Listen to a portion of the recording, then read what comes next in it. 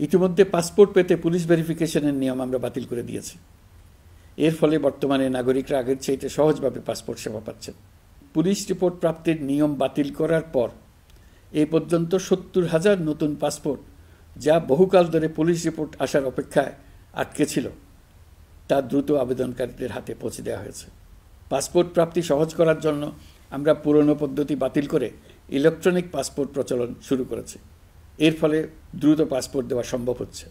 দেশের অভ্যন্তরে passport home delivery দেওয়া সম্ভব হচ্ছে। আগামীতে সকলেই ঘরে বসে পাসপোর্ট পাবেন, এটা নিশ্চিত করার চেষ্টা করছে। পাসপোর্ট দেওয়ার দায়িত্বে নিয়োজিত কর্মকর্তারা অত্যন্ত উৎসাহ সহকারে দ্রুত এসব পরিবর্তন আনার ব্যাপারে এগিয়ে আসছেন দেখে মনটা আনন্দে ভরে যায়।